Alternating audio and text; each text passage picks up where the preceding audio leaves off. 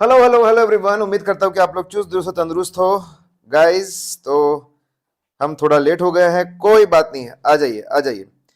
Chapter number 3 को बहुत ही ठीक है, बच्चे डरते हैं इस चैप्टर से, उनको परेशानी होती है इस चैप्टर से। आइए दोस्तों, तो इस चैप्टर को हम कॉन्कर करें, इस चैप्टर को हम लोग बेहतर करें, बढ़िया करें, जबरदस्त करें। नाउ यहां पे क्या प्रॉब्लम है मैं आपको बताऊं, बिकॉज कॉन्सेप्चुअल नॉलेज की बहुत ज्यादा जरूरत होती है यहां पे हम लोगों ने चैप्टर को 5 पार्ट में बांटा हुआ है। ऐसे 315 का जो पोर्शन रिस्क से डील करता है, सबसे पहले वो देखेंगे। फिर 315 का दूसरा पोर्शन जो कंट्रोल से डील करता है वो देखेंगे।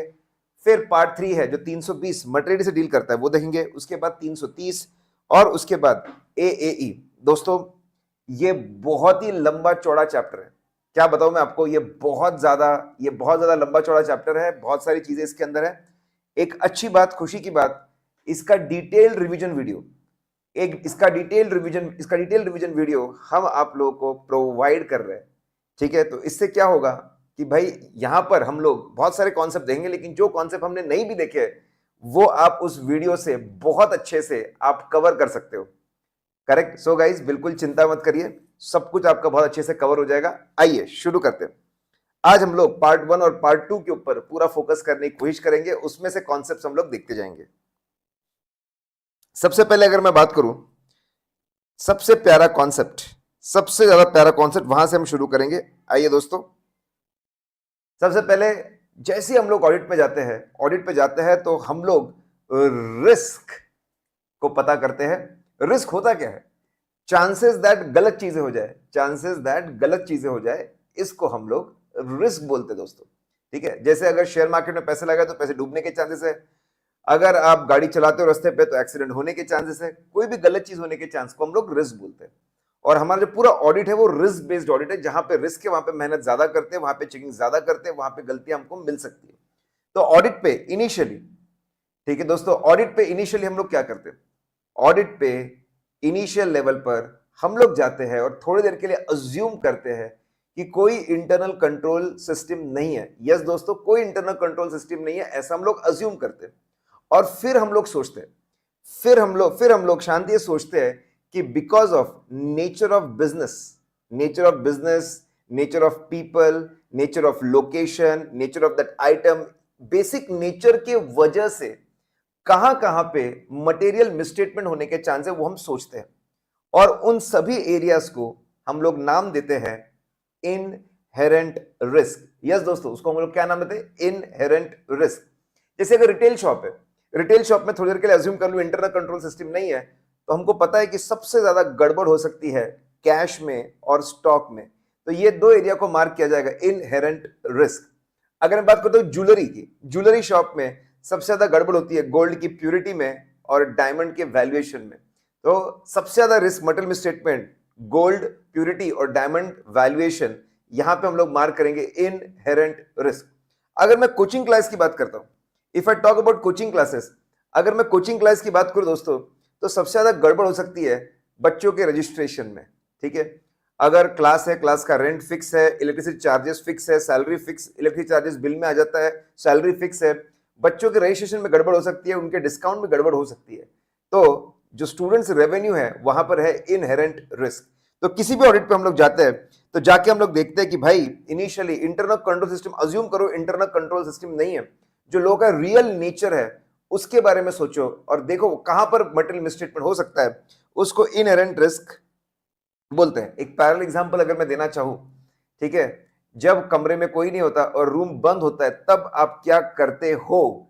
ठीक है, वो आपका रियल नेचर है।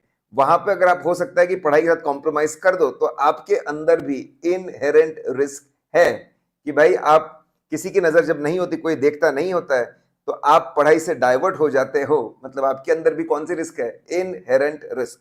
तो हम लोग पहले इनहेरेंट रिस्क ढूंढ के निकालते हैं। जहां जहां इनहेरेंट रिस्क मिलती है, जहां जहां पे दोस्तों इनहेरेंट रिस्क मिलती है, ठीक है, हम लोग मैनेजमेंट को बोलते हैं बेटा बैठ और मुझे बता ये सब एरियाज में इंटरनल कंट्रोल सिस्टम अब कैसे तू बता।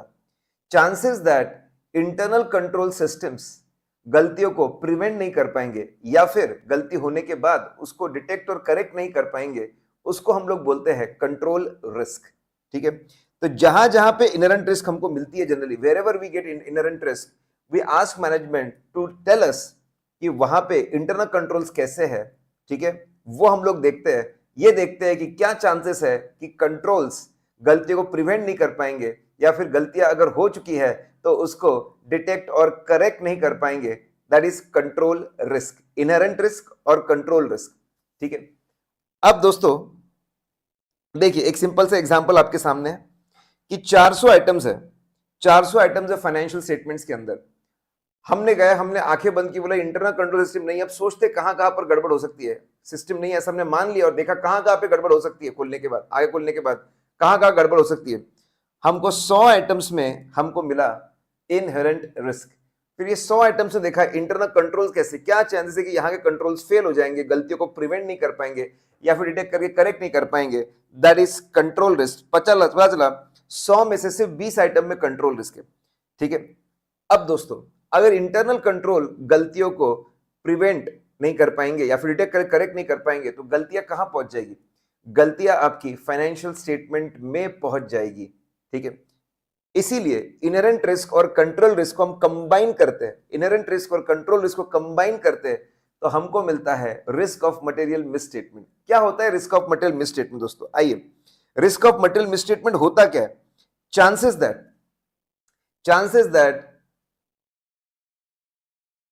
financial data, chances that items in financial statements are having material misstatements, those financial statements which are given to auditor for doing audit, this position is before doing the audit, chances that कि जो financial statement auditor को दिए जा रहे हैं audit करने के लिए, ठीक है, वहां पर material misstatement होने के chances है। प्रायर टू ऑडिट उसके अंदर मटेरियल मिसस्टेटमेंट होने के चांसेस है, उसको हम लोग बोलते हैं रिस्क ऑफ मटेरियल मिसस्टेटमेंट। देखो दोनों को कंबाइन करेंगे तो हमको पता चल जाएगा कि फाइनेंशियल स्टेटमेंट तक गलतियों के पहुंचने के चांसेस क्या है और हमको आरए में मिलेगा क्या चांसेस है कि जो फाइनेंशियल स्टेटमेंट ऑडिटर को दिए जा रहे हैं ऑडिट करने के लिए प्रायर टू ऑडिट उसमें मटेरियल मिसस्टेटमेंट होने के कितने चांसेस है, उसको बोलते हैं रिस्क ऑफ मटेरियल मिसस्टेटमेंट। आइए दोस्तों हमारे एग्जाम्पल में अब देखिए जो 20 आइटम है, ध्यान से देखिए 20 आइटम्स, ये 20 आइटम में इनहेरेंट रिस्क भी है और कंट्रोल रिस्क भी है। बहुत ज्यादा चांसेस है कि यार इनहेरेंट रिस्क भी हाई वो एरिया में और कंट्रोल रिस्क भी बहुत हाई, कंट्रोल फेल होने के चांसेस भी बहुत ज्यादा है। ये गलतियां फाइनेंशियल स्टेटमेंट में पहुंच जाएंगी, हम उसको बोलते हैं high risk of material misstatement. दोस्तों 80 आइटम ऐसे इनहेरेंट रिस्क थी लेकिन कंट्रोल रिस्क ने उसको, कंट्रोल रिस्क नहीं थी, कंट्रोल रिस्क ने उसको कॉम्पनसेट कर दिया, काबू में लेकर आ गया, तो वहां पे आरएमएम क्या हो गया? Medium level RMM. 300 आइटम है दोस्तों, 400 आइटम में से 300 आइटम है, वहां पे ना इनहेरेंट रिस्क है ना कंट्रोल रिस्क है, कोई चिंता की बात नहीं है, लो आरएम होता है। तो ऑडिटर बहुत ही इंटेलिजेंटली पहले जाकर इनहेरेंट रिस्क को ढूंढता है, इनहेरेंट रिस्क को ढूंढने के बाद में कंट्रोल रिस्क को ढूंढता है, दोनों को कंबाइन करने के बाद में रिस्क ऑफ मटेरियल मिसस्टेटमेंट निकालता है और ऑडिटर के सामने पूरा एनालिसिस रेडी हो जाता है कि 20 आइटम्स में high risk of material misstatement है, 80 आइटम में medium risk of material misstatement है, 300 आइटम में low risk of material misstatement है। उसके सामने बिल्कुल समझ में आता है। जैसे आपको अगर कोई सब्जेक्ट आप पढ़ रहे हो, अगर आप कोई सब्जेक्ट पढ़ रहे हो दोस्तों, आप कोई सब्जेक्ट पढ़ रहे हो और आपके सामने बिल्कुल क्लैरिटी हो जाए कि ये ठीक है, ये मेरे लिए सबसे चैलेंजिंग टॉपिक्स है, ये थोड़े मीडियम लेवल के टॉपिक्स है और ये सबसे इजी टॉपिक है, ऐसा एनालिसिस अगर आपके सामने आ जाए तो आपको मेहनत करने में बहुत ज्यादा आसानी होगी। जहां पे दिक्कत है वहां पे मेहनत ज्यादा करोगे, जहां पे दिक्कत नहीं है वहां पे मेहनत आप कम करोगे एंड सो ऑन। बिल्कुल वैसे ही एनालिसिस पहले ऑडिटर अपने सामने शुरू कर लेता है, अपने सामने लेकर आ जाता है दोस्तों। ठीक है, जैसे यहां पे मैंने एग्जांपल दिया है 40% इनहेरेंट रिस्क थी, 20% आपकी कंट्रोल रिस्क, दोनों को कंबाइन करेंगे 8% चांसेस है कि फाइनेंशियल स्टेटमेंट के अंदर मटेरियल मिसस्टेटमेंट्स होंगे। जो लेफ्ट साइड वाला पूरा पोर्शन है दोस्तों, ये मैनेजमेंट कंट्रोल है, हमारे हाथ में नहीं है। धंधा कौन सा करना, कहां पे करना, कौन से लोगों के साथ में करना, इनहेरेंट रिस्क मैनेजमेंट के हाथ में है। इंटरनल कंट्रोल्स कैसे रखना, मैनेजमेंट के हाथ में। कंट्रोल रिस्क मैनेजमेंट के हाथ में, आरएमएम मैनेजमेंट के हाथ में। ऑडिटर ये रिस्क को सिर्फ आइडेंटिफाई करता है और असेस करके रखता है, एक लिस्ट बना के रखता है अल्टीमेटली ये लो आरएमएम वाली चीजें हैं, ये मीडियम आरएमएम वाली चीजें हैं और ये हाई आरएमएम वाली चीजें हैं। अगर हम लोग बात करें दोस्तों, फिर डिटेक्शन रिस्क क्या होता है? What is detection risk? Chances that auditor की ऑडिट प्रोसीजर्स मटेरियल मिसस्टेटमेंट को डिटेक्ट नहीं कर पाएंगे। चांसेस दैट ऑडिटर की audit procedure audit procedure material misstatement को डिटेक्ट नहीं कर पाएंगे, इसके चांसेस को हम लोग बोलते हैं दोस्तों डिटेक्शन रिस्क। ठीक है, ये डेफिनेटली ऑडिटर कंट्रोल करता है। ये डिपेंड करता है दो रिस्क पे, सैम्पलिंग रिस्क और non sampling risk. What is sampling risk? Chances that कि हमारा कंक्लूजन गलत हो जाए बिकॉज ऑफ सैम्पलिंग प्रोसेस। ठीक है, दैट इज सैम्पलिंग रिस्क, और सैम्पलिंग रिस्क डिपेंड करती है सैंपल साइज के ऊपर। Non sampling risk, chances that auditor का कंक्लूजन गलत हो जाए, उसकी ऑडिट प्रोसेस फेल हो जाए बिकॉज ऑडिट प्रोसेस बराबर ना चले, because inappropriate selection and application of audit procedure, that is non sampling risk. ठीक है, ये डिपेंड करता है आप कितनी ऑडिट प्रोसेस लगा रहे हो, कैसी ऑडिट प्रोसेस लगा रहे हो। सैम्पलिंग रिस्क सैंपल साइज पे डिपेंड करता है। नॉन सैम्पलिंग रिस्क आप कितनी ऑडिट प्रोसेस लगा रहे हो, कैसे लगा रहे हो, उसके ऊपर डिपेंड करता है दोस्तों। तो डिटेक्शन रिस्क डिपेंड करता है सैम्पलिंग रिस्क और नॉन सैम्पलिंग रिस्क में। ये पूरी तरीके से ऑडिटर खुद कंट्रोल करता है, उसके हाथ में है। ज्यादा मेहनत करेगा, सैंपल ज्यादा चुनेगा, प्रोसेस ज्यादा लगाएगा तो अपने आप डिटेक्शन रिस्क कम होते चले जाएगी। अब वो करता क्या है, इसको एडजस्ट करता है दोस्तों इनवर्सली। बहुत इंटेलिजेंट तरीके से ऑडिटर काम करता है। जहां पे risk of material misstatement high हो जाए, वहां इतनी मेहनत करता है कि डिटेक्शन रिस्क को कम कर देता है।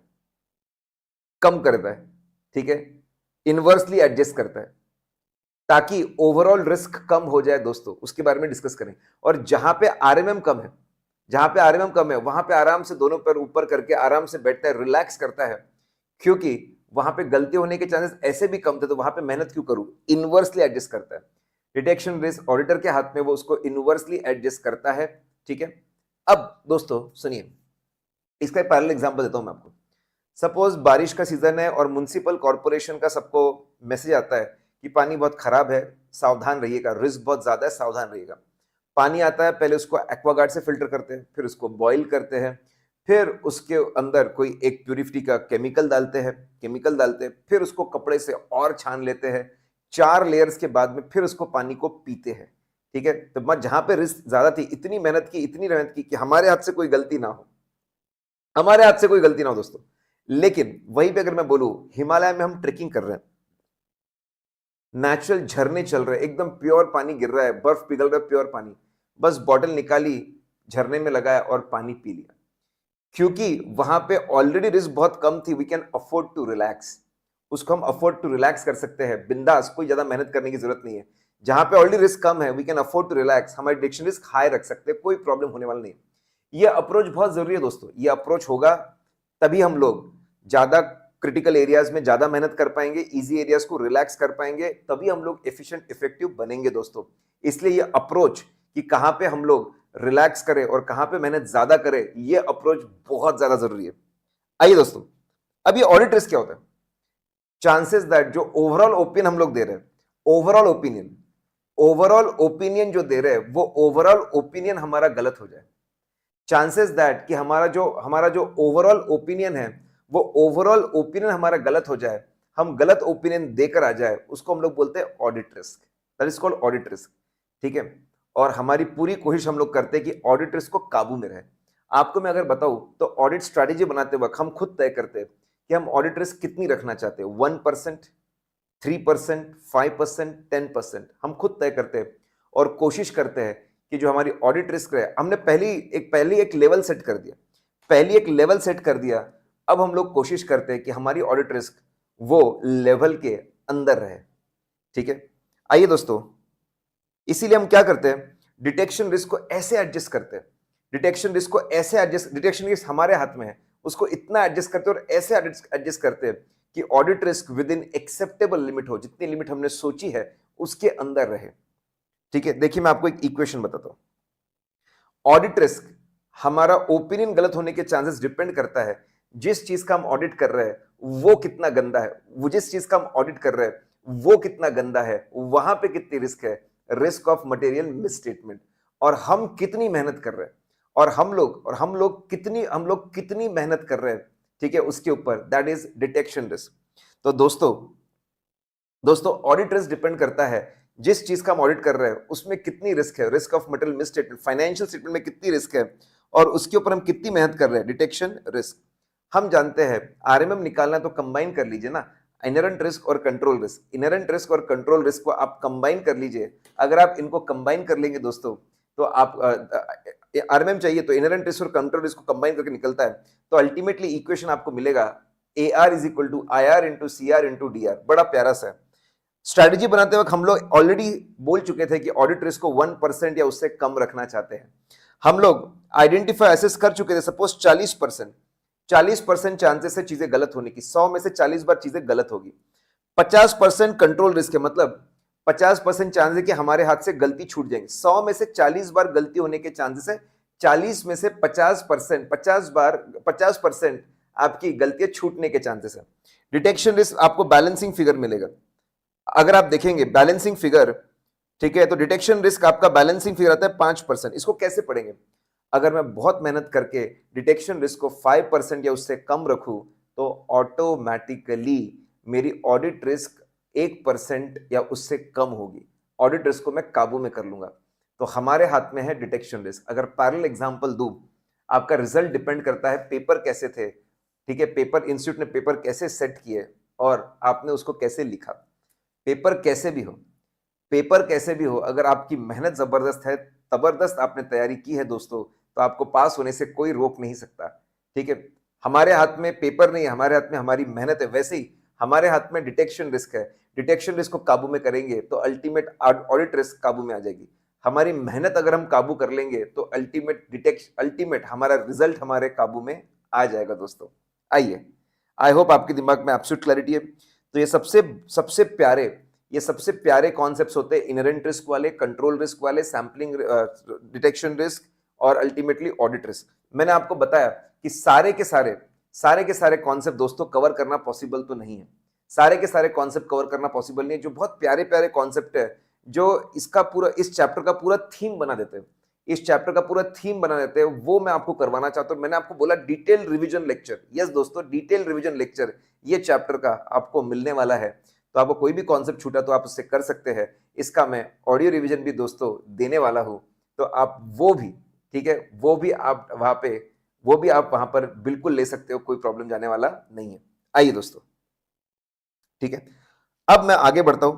अब इन्होंने इनहेरेंट रिस्क पे कुछ शॉर्ट नोट लिखे हुए हैं, कुछ नहीं, इनहेरेंट रिस्क का मतलब बताया हुआ है, इनहेरेंट रिस्क का मतलब बताया है, कौन सी चीजों पर डिपेंड करता है। एक ओवरव्यू दे रहा हूं दोस्तों, इसमें नहीं जा रहा हूं मैं क्योंकि बहुत बड़ा चैप्टर है। अगर मैं ऐसा तो रिवीजन नहीं हो पाएगी इस तरीके से। और मैंने बोला कि डिटेल रिवीजन वीडियो तो मैं आपको देने वाला हूं। अभी मैंने रिलीज नहीं किया, जैसे रिलीज करूंगा, ठीक है, यूट्यूब पे भी आ जाएगा और ये वीडियो के डिस्क्रिप्शन में मैं बिल्कुल डाल दूंगा।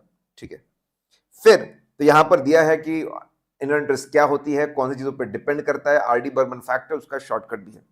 फिर वैसे ही शॉर्ट नोट है दोस्तों, कंट्रोल रिस्क के बारे में शॉर्टकट है। फिर आपके जैसे पहले इनहेरेंट रिस्क बताया था उसके बारे में शॉर्टकट है, कंट्रोल रिस्क के बारे में शॉर्टकट है दोस्तों। उसके बाद में आपके रिस्क ऑफ मटेरियल मिसस्टेटमेंट के बारे में शॉर्टकट है दोस्तों। आइए, फिर मैं अगर बात करूं, ठीक है, डिटेक्शन रिस्क के बारे में सिंपल सा शॉर्ट नोट दोस्तों, एंड देन ऑडिट रिस्क के बारे में, ऑडिट रिस्क के बारे में थोड़ा सा शॉर्ट नोट है। एग्जांपल्स भी इनके inherent risk, control risk, detection risk के एग्जांपल्स है। ये कुछ चीजें जो कंट्रोल रिस्क असेसमेंट की मैं बात कर रहा हूं, ये थोड़े से कॉम्प्लिकेटेड पोर्शन है, इसको बाद में ही पढ़ेंगे तो बहुत अच्छा रहेगा। मैं भी चैप्टर पूरा होने के बाद में आखिरी में इसको करवाता दोस्तों, अभी बिल्कुल ना करें। जहां पे मैंने लेटर लिखा है सोच समझ के लिखा हुआ है, तो इसको आप बाद में करें। बाकी जो मैं आपको रिवीजन लेक्चर दे रहा हूं उसमें ये बहुत अच्छे से कवर हो जाएगा। फिर आइए, अब हम लोग रिस्क देख चुके। मैंने बोला मैं आपका समा बांधूंगा, एक आपका कॉन्सेप्चुअल फ्रेमवर्क जो है, एक कॉन्सेप्चुअल फ्रेमवर्क जो है, वो कॉन्सेप्चुअल फ्रेमवर्क मैं आपके लिए रेडी कर लूंगा दोस्तों।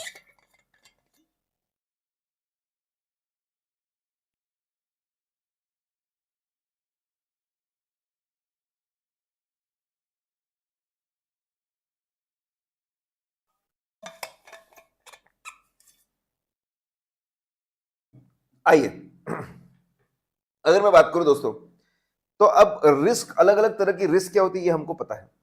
We know different types of risk. और जितना लेक्चर मैं अभी बता रहा हूं उतना कर लीजिए, एक बेस बन जाएगा, आपको एक विजन मिल जाएगा चैप्टर को कैसे आगे बढ़ना है, कैसे उसको कॉन्कर करना है। अब देखिए, यहां पे रिस्क असेसमेंट प्रोसीजर, शब्दों का आप मतलब समझिए, बहुत जबरदस्त मजा आ जाएगा। रिस्क असेसमेंट क्या होता है? Risk assessment procedure, collecting information, obtaining understanding.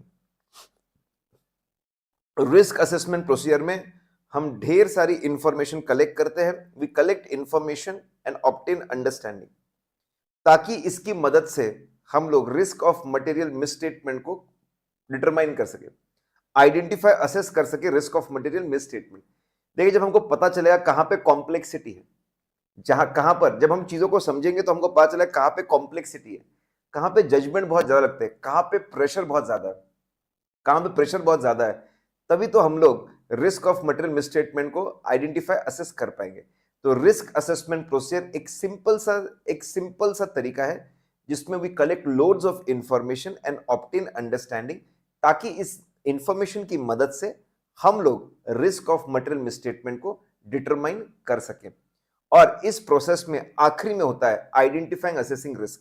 जानकारी इकट्ठा करने के बाद आराम से बैठकर सोचते हैं, जानकारी तो मिल चुकी कि अब कहां कहां गलती हो सकती है, that is identifying assessing risk of material misstatement. तो हम लोग ऐसा बोल सकते हैं कि रिस्क असेसमेंट प्रोसीजर के आखिरी की स्टेप होती है आराम से बैठ के सोचना, आइडेंटिफाइड असेसिंग रिस्क। एग्जाम्पल में अगर आपको बताओ दोस्तों, सपोज मुझे पता चला कि आपके इंडस्ट्री के अंदर, सपोज मुझे पता चला कि इंडस्ट्री के अंदर स्लो डाउन है, इंडस्ट्री के अंदर बहुत स्लो डाउन है। तो फिर मैंने सोचा पिछली बार इंडस्ट्री में स्लो डाउन हुआ था तो क्या हुआ था, डेटर्स ने पैसे डुबा दिए थे और इन्वेंट्री ऑब्सोलीट हो चुकी थी।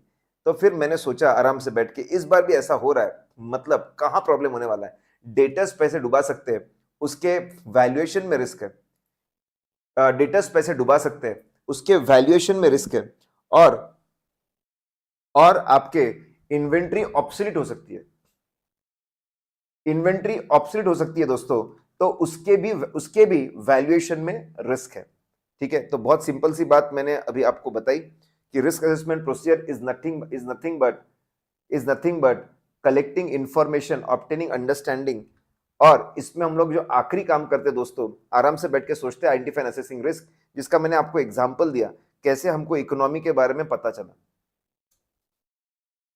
कैसे हम लोगों को इकोनॉमी के बारे में पता चला। और जैसे ही हम लोगों को इकोनॉमी के बारे में पता चला दोस्तों, वहां से हमको पता चला कि डेटर के वैल्यूएशन में रिस्क है, डेटर के वैल्यूएशन में रिस्क है, और आपके इन्वेंट्री के वैल्यूएशन के अंदर रिस्क है। अब ये लोग हमको बता रहे हैं, अगर आपको एग्जाम में क्वेश्चन है रिस्क असेसमेंट प्रोसीजर के बारे में, तो ये हमको बता रहे हैं, ठीक है, किस तरीके, यह हमको बता रहा है कि भाई ये तो रिस्क असेसमेंट प्रोसीजर तो is nothing but collecting information, obtaining understanding. 90% time हम जानकारी इकट्ठा करते हैं और आखिरी में बैठ के सोचते हैं कहां पर गलती हो सकती है। अब ये हमको बता रहे हैं कि जानकारी कैसे इकट्ठा कर सकते हैं। तो सबसे आसान है इंक्वायरी करना, सबसे ज्यादा आसान है इंक्वायरी को करना।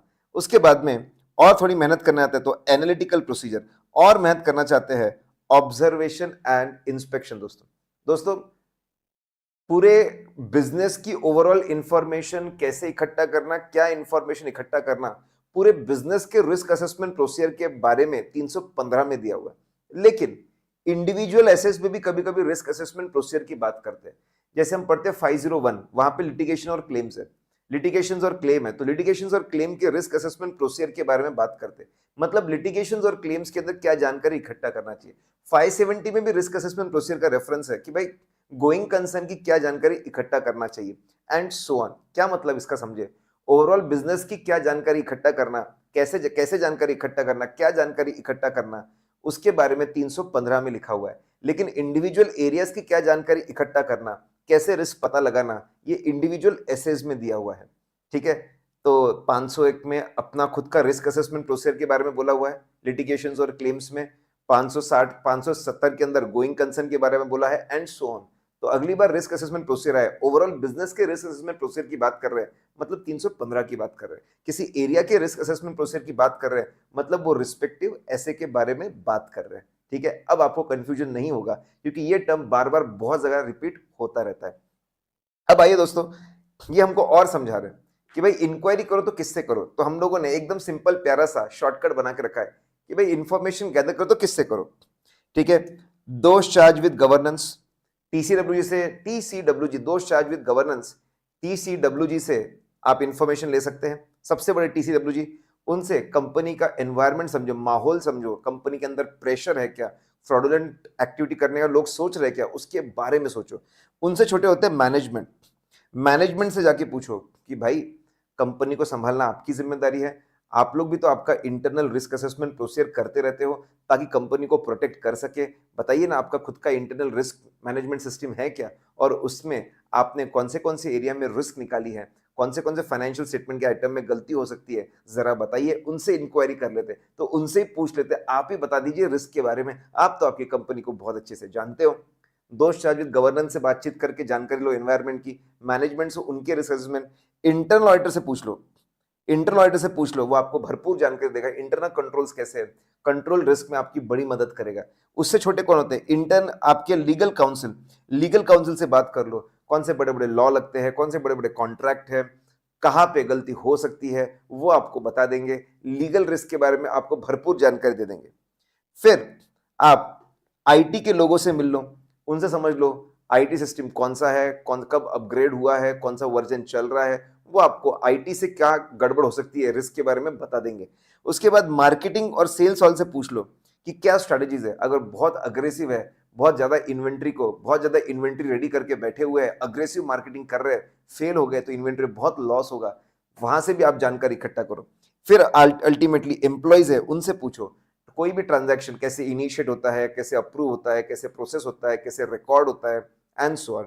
इंक्वायरी किस किस से की दोस्तों, सबसे बड़े TCWG, उससे छोटे मैनेजमेंट, उससे छोटा इंटरनल ऑडिटर, उससे छोटा इंटरनल लीगल काउंसिल, उसके बाद आईटी वाले लोग, फिर मार्केटिंग वाले लोग, फिर एम्प्लॉयज आपके। ठीक है, आइए दोस्तों, और थोड़ी सी अगर आपको मेहनत करनी है, अगर आपको और थोड़ी मेहनत करनी है जानकारी इकट्ठा करने के लिए, अगर आपको और थोड़ी मेहनत करनी है दोस्तों, इंफॉर्मेशन इकट्ठा करने के लिए, जानकारी इकट्ठा करने के लिए, तो आइए कैसे आप जानकारी इकट्ठा करेंगे। एनालिटिकल प्रोसीजर, एनालिटिकल प्रोसीजर होता क्या है, मोटा मोटी 520 हम पढ़ के आए दोस्तों, इसमें कुछ नहीं होता, मोटा मोटी हम लोग कंपैरिजंस करते हैं, हम रेशियोज और अमाउंट्स को पिछले सालों से कंपेयर करते हैं, दूसरों से कंपेयर करते हैं दोस्तों। आइए पहले ढेर सारा डेटा इकट्ठा करिए, फाइनेंशियल नॉन फाइनेंशियल बहुत सारा आप डेटा इकट्ठा करिए। ठीक है, अब ये बहुत सारा डेटा इकट्ठा करिए, फिर डेटा इकट्ठा करने के बाद में आप रेशियोज, परसेंटेज, ग्राफ ये कंप्यूट करिए, फिर आप इसको कंपेयर करिए पिछले सालों से और दूसरों से। पिछले सालों से कंपेयर करेंगे तो आपको पता चलेगा कंपनी में नया नया क्या है, कहाँ अचानक बहुत ग्रोथ है, कहाँ पे डिक्लाइन है, कहाँ पे एक्सपेंशन है, कहाँ पे नए प्रोडक्ट है, कहाँ पे नई मशीनें हैं, कहाँ पे नए लोग हैं, कहाँ पे ब्रांचेस है, नई बातें पता चलेगी, चेंजेस आपको पता चलेंगे। जहां पे चेंजेस है, डेवलपमेंट है, पहले पहले वहां पे गलती होने के चांस है, आपको रिस्की एरिया जरूर मिल जाएंगे दोस्तों। फिर दूसरों से कंपेयर करोगे तो आपको समझ में आएगा कंपनी के वीक पॉइंट्स कौन से, और कंपनी के स्ट्रॉन्ग पॉइंट कौन से दोस्तों। स्ट्रॉन्ग पॉइंट और वीक पॉइंट, आपको समझ में आ जाएंगे दोस्तों। ठीक है, तो वहां पर भी आपको समझ में आ सकता है कहां पे इंडस्ट्री से कंपेयर, कहां पे अनयूजुअल चीजें जहां पे गलती हो सकती है, आपको रिजल्ट्स मिलेंगे, आपको इंडिकेशन मिलेंगे कहां पे गलती हो सकती है, नई जानकारी आपको मिलेगी। फिर आइए दोस्तों, और आपको मेहनत करनी है, आइए मैदान में उतरिए, ऑब्जर्वेशन करिए, जाके विजिट्स करिए, प्रीमाइसेस को जाकर देखिए, शोरूम्स देखिए, फैक्ट्रीज देखिए, गोडाउन्स देखिए, ऑपरेशंस जाकर देखिए। ऑब्जर्व करना मतलब देखना, टू गो एंड लुक, चीजों को जाकर देखना बराबर चल रही है कि नहीं चल रही दोस्तों।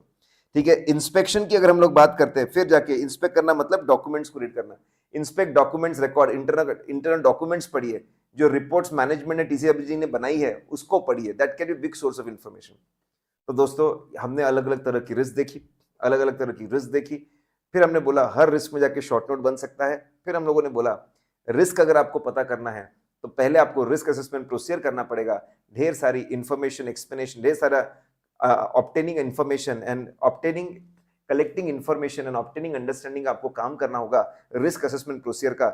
सबसे अगर आसान आपको काम करना है, ठीक है, सबसे पहले आपको जानकारी इकट्ठा करना पड़ेगा। ठीक है, रिस्क असेसमेंट प्रोसीजर में सबसे आसान है आपकी इंक्वायरी, थोड़ी ज्यादा मेहनत है एनालिटिकल प्रोसीजर, और मेहनत है ऑब्जर्वेशन एंड इंस्पेक्शन। जानकारी इकट्ठा कर लीजिए और फिर उसके बाद आखिरी स्टेप होती है आइडेंटिफाई एंड असेसिंग रिस्क। आराम से बैठ के सोचिए कहां पे गलती हो सकती है, आपको सारे रिस्क एरिया मिल जाएंगे। अब दोस्तों आइए अब ये इतने प्यारे हैं, इतने डेप्थ में जाते हैं, क्या ही बताऊं मैं आपको। ठीक है, आइए दोस्तों थोड़ा नीचे आइए। तो ये हमको ये भी बताते हैं कि what information should be collected, which information should be collected, धंधे की कौन सी बेसिक इंफॉर्मेशन को इकट्ठा करना चाहिए दोस्तों, ये भी हमको बताते हैं। ये सबसे बड़ा सबसे सबसे अब देखो, मैंने भी इसको एक प्यारे से फ्लो में अरेंज किया दोस्तों।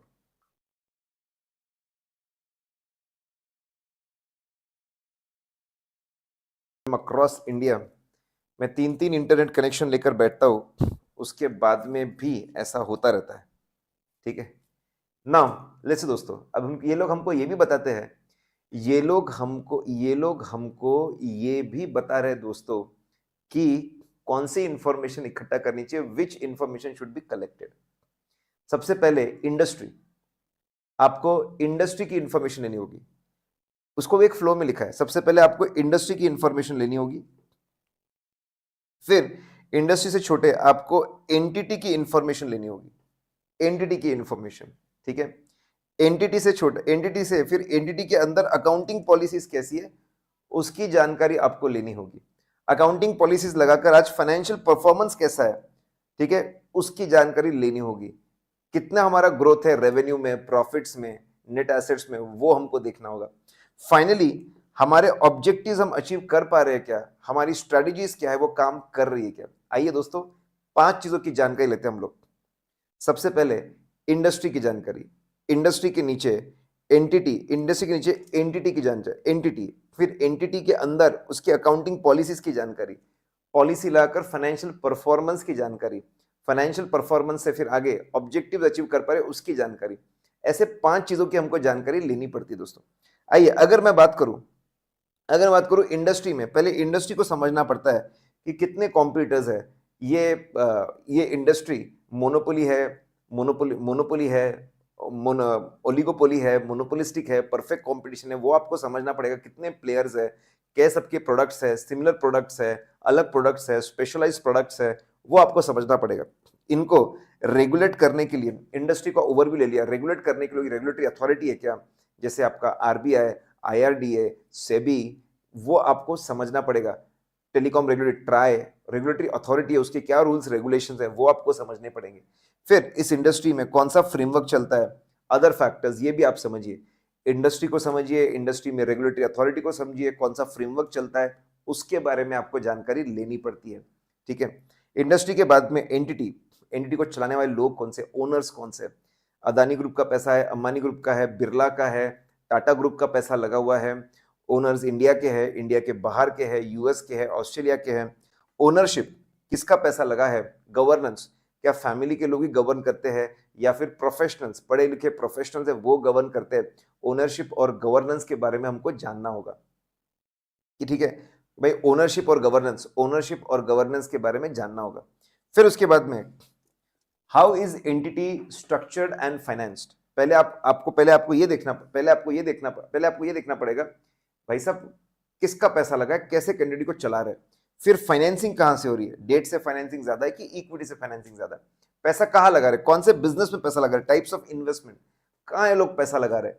ये लोग स्टार्टअप, एग्जिस्टिंग कंपनियों में बहुत ज्यादा पैसा लगा रहे हैं, बड़ी कंपनियों में, स्टार्टअप में बहुत ज्यादा पैसा लगा रहे हैं।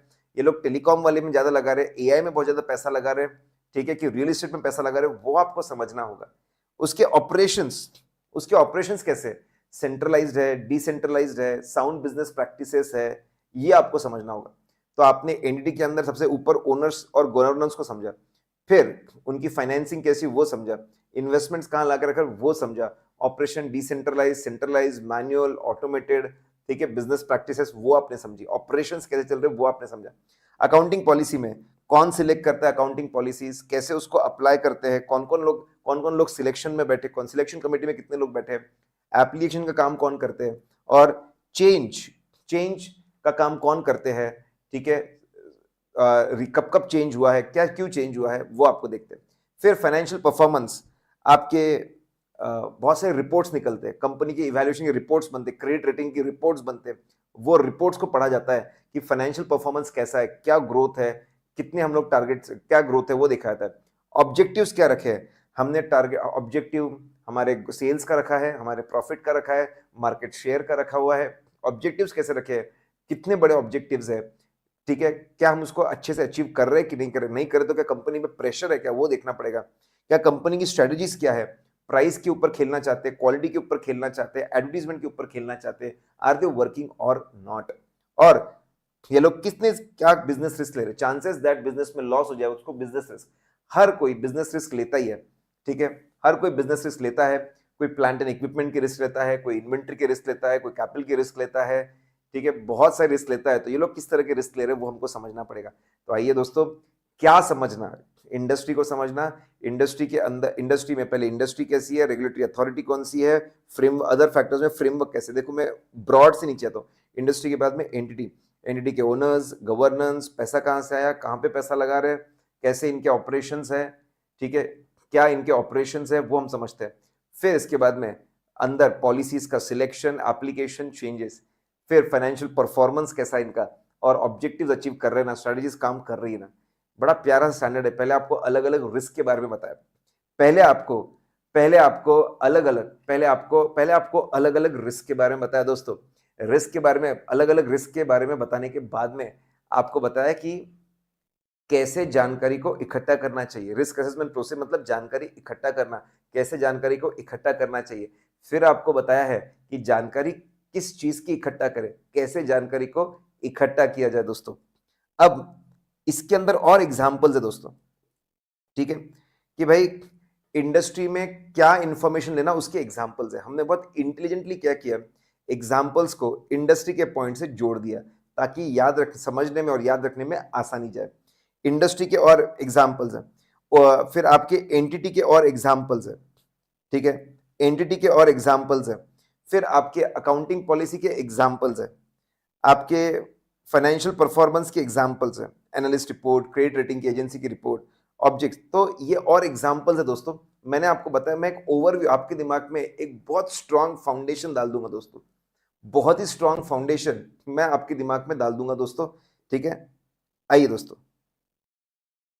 अगर मैं बात करूं तो अलग अलग रिस्क हम लोग समझ चुके, रिस्क के लिए ढेर सारी जानकारी इकट्ठा करने, रिस्क असेसमेंट वो समझ चुके, जानकारी कैसे इकट्ठा करना, कौन सी जानकारी इकट्ठा करना दोस्तों। अब आइए जानकारी इकट्ठा कर लेते हैं, आखिरी स्टेप क्या होता है, आखिरी स्टेप होता है risk assessment. Risk assessment procedure के अंदर, रिस्क असेसमेंट प्रोसीजर के अंदर दोस्तों आखिरी स्टेप होता है आइडेंटिफाइंग एंड असेसिंग रिस्क। मैं जानता हूं कि कुछ कॉन्सेप्ट्स में आगे बढ़ते जा रहा हूं, लेकिन मैं चाहता हूं कि एक ओवरव्यू बन जाए चैप्टर का, मेन कॉन्सेप्ट्स आपके कवर हो जाए दोस्तों। ये रैपिड रिवीजन है, इसके अंदर मैं पढ़ाने लग जाऊंगा, ठीक है, तो प्रॉब्लम हो जाएगा, लेकिन मैंने आपको प्रॉमिस किया है हर कॉन्सेप्ट कवर होने वाला रिवीजन लेक्चर में आपको देने वाला हूं दोस्तों, ठीक है। आइए, identifying and assessing risk, identifying and assessing risk की अगर मैं बात करूं दोस्तों, ये बड़ा प्यारा स्टेप है रिस्क असेसमेंट प्रोसीजर में। रिस्क असेसमेंट प्रोसीजर में आखिरी में स्टेप आता है आइडेंटिफाई एंड असेसिंग रिस्क। दोस्तों इसमें होता क्या है, ठीक है, मैं आपको बता दूं, ये रिस्क असेसमेंट प्रोसीजर का एक पार्ट है दोस्तों। इसमें हम क्या करते हैं, ठीक है, it is a part of risk assessment procedure. जैसी जानकारी मिलती है हम आइडेंटिफाई करते हैं, हम आराम से बैठ, we think what can go wrong, हम सोचते हैं क्या गलत हो सकता है, हम आइडेंटिफाई करते हैं व्हाट कैन गो रॉन्ग। अच्छा, इंडस्ट्री में स्लो डाउन है, क्या गलत हो सकता है। अच्छा, यहाँ पे टेक्नोलॉजी बहुत फास्ट चेंज होती है, क्या गलत हो सकता है। इन्वेंट्री ऑब्सोलीट हो सकती है, फिक्स एसेट ऑब्सोलीट हो सकता है। अच्छा, यहाँ पे लीगल केस बहुत हो सकते हैं, कॉम्पनसेशन की रिस्क है। अच्छा, प्रोविजन गलत हो सकता है। हम जानकारी इकट्ठा करने के बाद आपको बताना है, yes it is a part, 4 point बताने हैं, it is a part of risk assessment procedure, ये आखिरी स्टेप है। आपको बताना है कि यहां पे हम लोग सोचते हैं व्हाट कैन गो रॉन्ग, क्या गलती हो सकती है, असेस करते हैं हम लोग कि क्या ये असर्शन लेवल है, क्या ये असर्शन लेवल रिस्क है, क्या मतलब एक ही असर्शन पे इसका इंपैक्ट है क्या, ठीक है, एक ही असर्शन पे इंपैक्ट है, ठीक है, या फिर ये फाइनेंशियल स्टेटमेंट लेवल रिस्क है, कहीं पर भी गलती हो सकती है क्या। लेवल समझते, इज इट असर्शन लेवल और फाइनेंशियल स्टेटमेंट लेवल दोस्तों, ठीक है, वो हम लोग लेवल समझते हैं, वी अंडरस्टैंड द लेवल। आइए दोस्तों वापस एक बार आपको बता रहा हूं, और अल्टीमेटली ये 4 चीजें देखिए, हम नेचर समझते हैं, नेचर फाइनेंशियल लेवल समझ, 2 लेवल पे हम लोग समझते हैं, फाइनेंशियल स्टेटमेंट लेवल या फिर असर्शन लेवल। ऐसी गलती जो कहीं पर भी हो सकती है पूरे फाइनेंशियल स्टेटमेंट, ऐसी गलती जो कहीं पर भी हो सकती है पूरे फाइनेंशियल स्टेटमेंट में, उसको फाइनेंशियल स्टेटमेंट लेवल रिस्क बोलते हैं। और जब हमको पता है इंडिविजुअल आइटम यहाँ पे गलती हो सकती है, उसको असर्शन लेवल रिस्क बोलते हैं। ये हम लोगों ने इनिशियल लेक्चर्स में भी डिस्कस किया होगा दोस्तों। जब कहीं पर भी गलती हो सकती है फाइनेंशियल स्टेटमेंट लेवल रिस्क, मतलब सॉफ्टवेयर चेंज किया है, कहीं पर भी गलती हो सकती है फाइनेंशियल स्टेटमेंट रिस्क, ओनर की नीयत खराब है, कहीं पर भी गलती हो सकती है फाइनेंशियल स्टेटमेंट लेवल रिस्क। जब हमको पता है एग्जैक्टली इन्वेंट्री के वैल्यू में प्रॉब्लम है, असर्शन लेवल रिस्क। हमको पता है प्रोविजन फॉर लिटिगेशन कम पड़ सकता है, वापस वैल्यूएशन, असर्शन लेवल रिस्क है। हमको पता है कि लैंड के ओनरशिप में प्रॉब्लम है, राइट्स एंड ऑब्लिगेशन में, that is assertion level risk. पहले दोस्तों आप बताइए कि आइडेंटिफाई एंड असेसिंग रिस्क, ये हम लोग it is part of risk assessment procedure. Identify करना मतलब सोचना व्हाट कैन गो रॉन्ग। हम असेस करते हैं कौन से लेवल पे किस नेचर की रिस्क है। चार चीजें, अल्टीमेटली चार चीजें होती है। जानकारी लेने के बाद में आखिर आइडेंटिफाई किया जाता है रिस्क को, आराम से बैठ के व्हाट कैन गो रॉन्ग। देखा जाता है इज इट असर्शन लेवल, कौन से इंडिविजुअल, बहुत सारे असर्शंस या पूरे फाइनेंशियल स्टेटमेंट में इंपैक्ट है तो फाइनेंशियल स्टेटमेंट लेवल। और लाइक्लीहुड, गलती होने की प्रोबेबिलिटी, हर रिस्क एक जैसी नहीं होती, सबकी गलती होने की प्रोबेबिलिटी अलग अलग होती है दोस्तों। हम लोग देखते हैं कि प्रोबेबिलिटी क्या है, लाइक्लीहुड क्या है, गड़बड़ होने के चांसेस क्या है, लाइक्लीहुड क्या है, वो हम लोग देखते हैं दोस्तों। और उसका मैग्नीट्यूड क्या है, कितने रुपयों की गलती हो सकती, कितने रुपयों की गलती हो सकती है, कितने अमाउंट की गलती हो सकती है, कितनी बड़ी गलती हो सकती है, वो हम लोग देखते हैं दोस्तों। So we look into likelihood and magnitude. तो लेट्स फ्रीज गाइस, आप अल्टीमेटली ये बताइए, ठीक है, आप ये अल्टीमेटली बताइए कि part of risk assessment procedure है। आइडेंटिफाई कर मतलब सोचना, असेस करते हैं दो लेवल पे, चार चीजें अल्टीमेटली इसमें होती है। आराम से बैठ के आइडेंटिफाई करना व्हाट कैन गो रॉन्ग, फिर हर जब भी असर्शन लेवल है कि वो देखना, फाइनेंशियल स्टेटमेंट है वो देखना, और आखिरी में लाइक्लीहुड और मैग्नीट्यूड निकालना। दोस्तों बड़ा प्यारा सा फ्लो चल रहा है, अलग अलग तरह की रिस्क हम लोग देख चुके हैं, अलग अलग तरह की रिस्क निकालने के लिए रिस्क असेसमेंट प्रोसीजर होता है। क्या इंफॉर्मेशन कैसे इकट्ठा करना, क्या इंफॉर्मेशन इकट्ठा करना, देख चुके हैं। आखिरी में अल्टीमेटली हम करते क्या है, अल्टीमेटली आराम से बैठ के सोचते क्या गलत हो सकता है, that is nothing but identifying assessing risk हम लोग काम करते हैं दोस्तों। फिर ये लोग फाइनेंशियल स्टेटमेंट लेवल रिस्क के बारे में बात करते हैं, फाइनेंशियल स्टेटमेंट लेवल रिस्क के बारे में बात करते हैं दोस्तों। असर्शन लेवल रिस्क के बारे में, असर्शन लेवल रिस्क के बारे में बात करते हैं। असर्शन के बारे में थोड़ी सी बात मैं कर लेता हूं दोस्तों। What do mean by assertion? Financial statement के थ्रू मैनेजमेंट जितनी भी इंफॉर्मेशन दे रहा है, डायरेक्टली इनडायरेक्टली, असर्ट करना मतलब कुछ बोलना। तो फाइनेंशियल स्टेटमेंट के थ्रू डायरेक्टली इनडायरेक्टली वो जो भी बातें बोल रहे हैं, वो उसका ब्रॉड मतलब होता है असर्शन दोस्तों। डायरेक्टली इनडायरेक्टली जो भी बातें बोल रहे हैं। अब थोड़ा स्पेसिफिक मतलब की तरफ आते हैं। फाइनेंशियल स्टेटमेंट में तीन तरह का डेटा होता है, TBD, ट्रांजैक्शन, बैलेंसेस और डिस्क्लोजर। ट्रांजैक्शन, बैलेंसेस और डिस्क्लोजर तीन तरह का होता है। अगर मैं बात करूं, ठीक है, अगर मैं बात करूं ट्रांजैक्शन, बैलेंसेस और डिस्क्लोजर की, चलिए सबसे पहले बैलेंस का अगर एग्जाम बता, 100 करोड़ का लैंड एंड बिल्डिंग है, डायरेक्टली इनडायरेक्टली वो बोल रहे हैं ये असली है, एग्जिस्टेंस, एक भी लैंड प्लॉट छूटा नहीं है, कंप्लीटनेस, अमाउंट सही है, वैल्यूएशन, हम ही इसके मालिक है, हमारे बैलेंस शीट में मतलब राइट्स एंड ऑब्लिगेशन। वो डायरेक्टली इनडायरेक्टली चार बातें बोलना चाहता है। ये स्पेसिफिक असर्शन होते हैं आपके अकाउंट बैलेंसेस के, मतलब एसेट्स और लायबिलिटी के चार असर्शन होते हैं। अगर मैं बात करूं ट्रांजैक्शंस की, अगर मैं बात करूं, अगर मैं बात करता हूं दोस्तों ट्रांजैक्शंस की, ठीक है, 1000 करोड़ के ट्रांजैक्शन है, आपके 1000 करोड़ के ट्रांजैक्शन है, 1000 करोड़ के सेल्स, आपके 1000 करोड़ के ट्रांजैक्शन दोस्तों, 1000 करोड़ के आपके सेल्स है, ठीक है। डायरेक्टली इनडायरेक्टली क्या बोलना चाहते हैं, ये असली है, ऑकरेंस, ये असली है, ऑकरेंस। ऊपर असली के लिए एग्जिस्टेंस था, ट्रांजैक्शन में असली के लिए ऑकरेंस, ये ऑकर हुआ है ट्रांजैक्शन, एक भी छूटा नहीं है, कंप्लीटनेस, अमाउंट सही है, एक्यूरेसी, ऊपर एक स्पेशल था, राइट्स एंड ऑब्लिगेशन, यहाँ पे दो है, सही बिजनेस में कैपिटल वर्सेस सही बिजनेस में, कैपिटल वर्सेस रेवेन्यू में, सही अकाउंट में लिखा हुआ है, क्लासिफिकेशन, कट ऑफ, इस साल का ट्रांजैक्शन अगले साल नहीं गया, अगले साल का इस साल नहीं आया। ये दो स्पेशल होते दोस्तों, और बिल्कुल ऐसे ही आपके डिस्क्लोजर के भी असर्शंस होते हैं। असर्शंस के बारे में मुझे आपको बताना था तो वो मैंने आपको बता दिया दोस्तों। मैंने बताया कि रैपिड रिवीजन में मैं आपका पूरा बेस क्रिएट करना चाहता हूं, इस चैप्टर का डर आपके मन से भगाना चाहता हूं। वो अगर मैं एक बार आप भगाने में कामयाब हो गया दोस्तों, ठीक है, तो फिर बहुत मजा आएगा।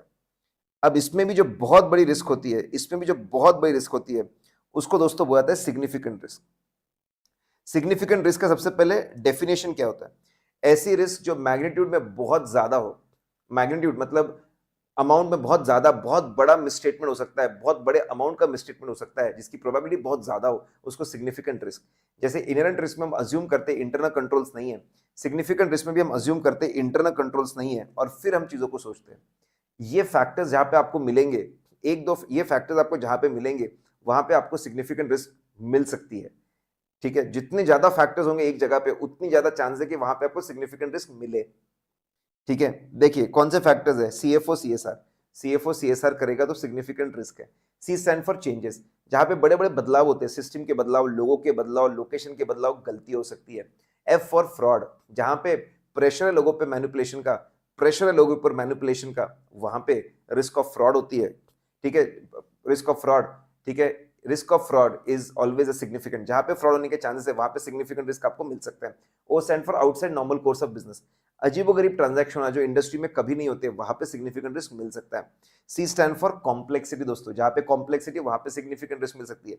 एस स्टैंड फॉर सब्जेक्टिविटी दोस्तों, एस स्टैंड फॉर सब्जेक्टिविटी, जहां पे सब्जेक्टिविटी है दोस्तों, ठीक है, जहां पे सब्जेक्टिविटी है, मतलब opinion changes from person to person. ठीक है, अगर मैं opinion changes from person to person, art का वैल्यूएशन, आर्ट का valuation it changes from person to person दोस्तों, it changes from person to person. ठीक है, आर्ट वैल्यूएशन, तो आर्ट वैल्यूएशन, एंटिक पीस का वैल्यूएशन, वहां पर भी सिग्निफिकेंट रिस्क हो सकती है दोस्तों। ठीक है, फिर आपका रिलेटेड पार्टी ट्रांजैक्शन, जहां पर वहां पर तो जहां पे चेंजेस है, जहां पे फ्रॉड के चांसेस है, जहां पे outside normal course of business है, जहां पे कॉम्प्लेक्सिटी है, जहां पे सब्जेक्टिविटी है, जहां पे रिलेटेड पार्टी है, सब जैसे हमको सिग्निफिकेंट रिस्क मिल जाए, मैनेजमेंट के साथ में बैठते हैं और उसको बोलते हैं ये रिस्क को कंपनसेट करने के लिए तेरे कंपनी में इंटरनल कंट्रोल्स क्या, स्टेप्स क्या, प्रोसीजर्स क्या, वो बताओ। चार बातें ध्यान रखिए, सिग्निफिकेंट रिस्क का डेफिनेशन बताइए, गलती होने के चांसेस भी बहुत ज्यादा, अमाउंट भी बहुत ज्यादा, सोचने से पहले मान लेते इंटरनल कंट्रोल्स नहीं है, ये फैक्टर्स जहां पे होंगे वहां सिग्निफिकेंट रिस्क मिल सकती है, और उसके बाद लेकर बैठते कहां कहां पे हमको सिग्निफिकेंट रिस्क मिल रही है, जहां जहां वहां पे इंटरनल कंट्रोल्स कैसे दोस्तों।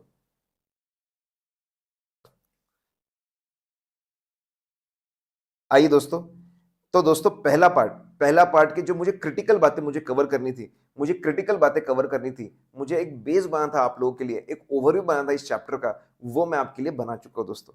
आइए अब जो अगला जो पोर्शन है, अगला जो पोर्शन है उसके ऊपर आते हैं दोस्तों।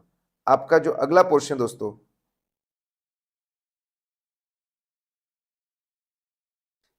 315 का जो आधा पार्ट है ना दोस्तों, 315 का जो आधा पार्ट है, वो आधा पार्ट रिस्क से डील करता है, और जो 315 का जो बाकी आधा पार्ट है दोस्तों, वो इंटरनल कंट्रोल से डील करता है।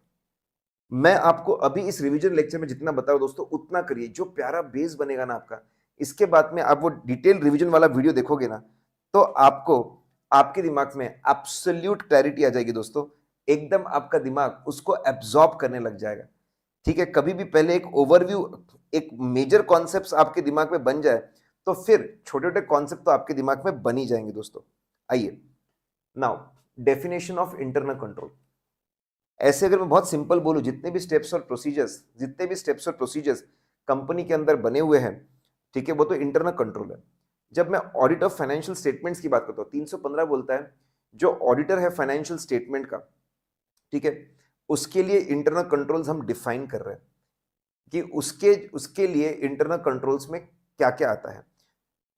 जो ऑडिटर है फाइनेंशियल स्टेटमेंट का, उसके लिए इंटरनल कंट्रोल्स में चार तरह के चार तरह के स्टेप्स और प्रोसीजर्स आते हैं।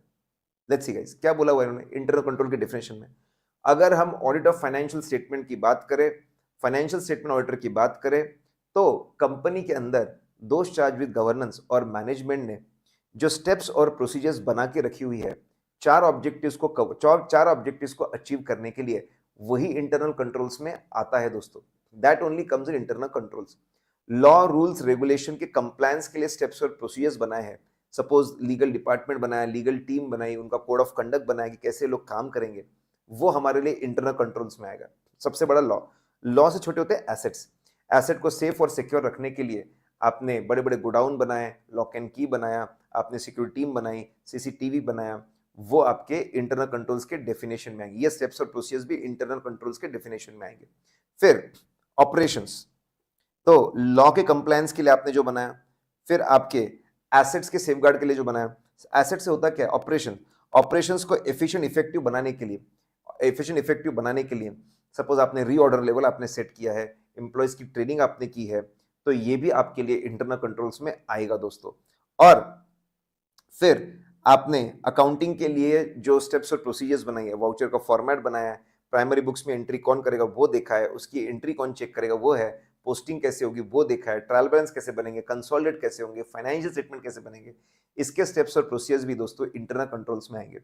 तो 4 तरह के ऑब्जेक्टिव्स अचीव करने के लिए जो स्टेप्स और प्रोसीजर्स बने हैं, लॉ के कंप्लायंस के लिए, एसेट्स के सेफगार्डिंग के लिए, ऑपरेशंस के एफिशिएंट इफेक्टिव बनाने के लिए, रिलायबिलिटी ऑफ फाइनेंशियल रिपोर्टिंग के लिए, दोस्तों ये आपके 4 तरह के ऑब्जेक्टिव्स अचीव करने के लिए जो स्टेप्स और प्रोसीजर्स है वो इंटरनल कंट्रोल में आता है। ये जो आपके ऑब्जेक्टिव है दोस्तों, यही पर्पस है, यही आपका पर्पस ऑफ इंटरनल कंट्रोल्स है दोस्तों, यही आपका नेचर ऑफ इंटरनल कंट्रोल्स है। कोई आपको ऑब्जेक्टिव्स पूछे, यही 4 चीजें ऑब्जेक्टिव्स है, कोई आपको पर्पस पूछे, यही 4 चीजें पर्पस है, कोई आपको general nature of internal control system पूछे, ये 4 चीजों को अचीव करना ही internal control system. Let's freeze. 300 बंदा बोलता है ऑडिट ऑफ फाइनेंशियल स्टेटमेंट में, फाइनेंशियल स्टेटमेंट का जो ऑडिटर है उसके लिए, खास उसके लिए अगर हम लोग बात करें तो 4 तरह के चीजों को अचीव करने के लिए जो स्टेप्स और प्रोसीजर्स है, जनरली ये उसके लिए इंटरनल कंट्रोल्स में आता है, ये उसके लिए इंटरनल कंट्रोल्स में आता है। तो इंटरनल कंट्रोल्स की डेफिनेशन देख ली, बड़ी प्यारी डेफिनेशन थी दोस्तों। आइए अब मैं एक चीज आपको बता दूं, जित कंपनी के अंदर कंपनी के अंदर बहुत सारे कंट्रोल्स है, कंपनी के अंदर हजारों कंट्रोल्स होंगे, ठीक है, कंपनी के अंदर बहुत सारे कंट्रोल्स है।